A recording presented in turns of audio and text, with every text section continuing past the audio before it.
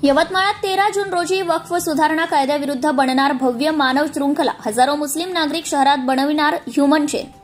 वक्फ amendment सुधारणा कायदा 2025 रद्द करण्याची मागणी करीत या असंवैधानिक कायद्याच्या विरोधात देशभरात all India Muslim personal law बोर्डच्या नेतृत्वात जनजागरण अभियान सुरू असून मुस्लिम समुदायाकडून विविध प्रकारे आंदोलन आणि विरोध प्रदर्शन होत आहे। याच धर्तीवर यवतमाळ शहरात येत्या 13 जून 2025 शुक्रवार रोजी भव्य अशी मानव शृंखला बनवून विरोध प्रदर्शन होईल। या आंदोलनात यवतमाळ शहरातील हजारो मुस्लिम नागरिक, युवक आणि इतर सामाजिक संघटनांचे लोक सामील होऊन मानव शृंखला बनवून वक्फ सुधारणा कायदा 2025 रद्द करण्याची मागणी करतील। यवतमाळमध्ये वक्फ बचाव दिन बचाव अभियान याद्वारे येत्या शुक्रवारी 13 जून रोजी दुपारी 2:30 वाजेपासून कळंब चौक ते शारदा चौक, शनी मंदिर चौक, तहसील चौक ते नेताजी चौक ते संविधान चौक पर्यंत भव्य अशी मानव शृंखला ह्युमन चेन बनवली जाणार आहे।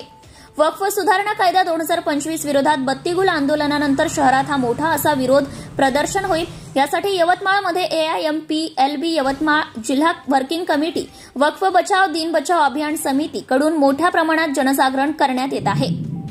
AIMPLBच्या मार्गदर्शनात लोकशाही आणि न्यायिक सरकारला हा कायदा रद्द करण्याची मागणी करीत आहे।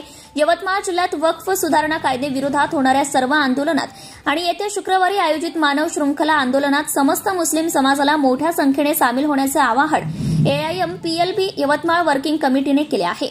या आंदोलनाला यशस्वी करण्यासाठी जिल्हाध्यक्ष मुफ्ती इनामुल्लाह खान, यवतमाळ वर्किंग कमिटीचे सदर मौलाना शारिक मजाहिरी, कुल जमात विकाफचे सदर डॉक्टर शेख मुजीब, वक्फ बचाव दिन बचाव अभियान समितीचे मुफ्ती सोहेल, हाफिज शेरखान, हाफिज अनीस, शकील अहमद खिजर, जिया मिनाई, हाफिज खालिद सैफुल्लाह, खलील अहमद, शकील अहमद, साजिद पटेल, मुश्ताक गौरी, अली इम्रान, निसार फारुकी, समीर साहिर, आसिम अली, एहतेशाम अहमद, जुनेद जौहर, जाफर खान, निजाम काजी, सय्यद शहाबुद्दीन, नाजिम खान, वसीम खान, अशरफ खान, उजैर पटेल, एडव्होकेट काशिफ रहमान, फरहान मुस्तबा, आमिर अहमद, नावेद खान यांच्यासह शेकडो लोक परिश्रम घेत आहेत।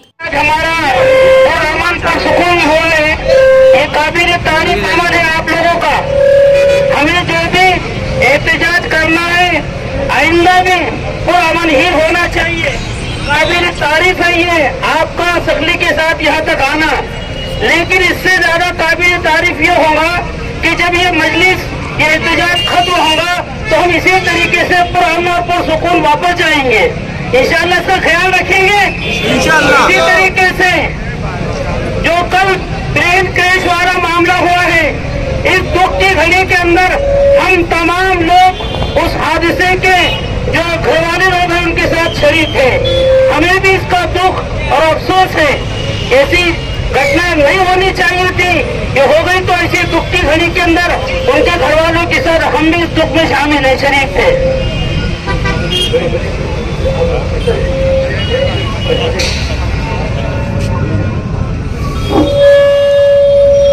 बोर्डाच्या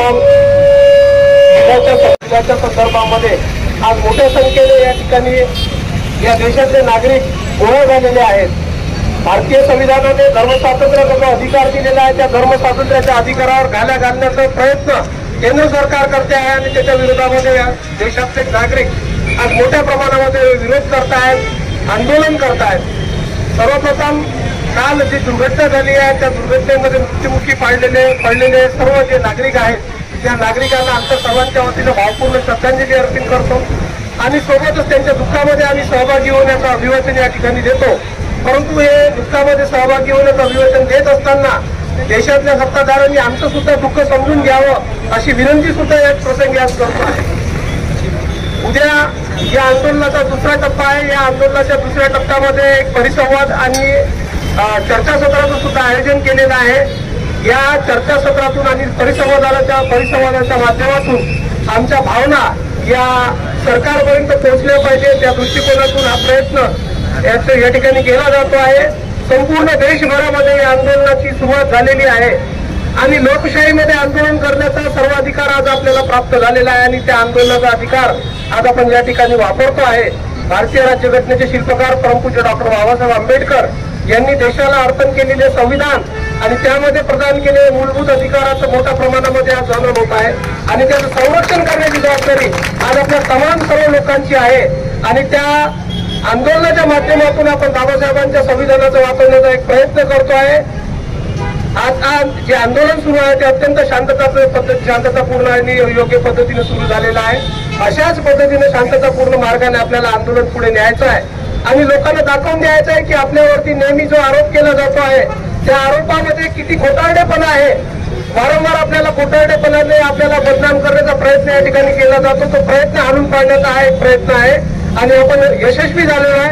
पुढे सुद्धा आपण यशस्वी होऊ अशी मी प्रार्थना करतो आणि माझ्या शब्दांना विराम देतो. जय Hind. Subscribe now and press the bell icon. Never miss an update.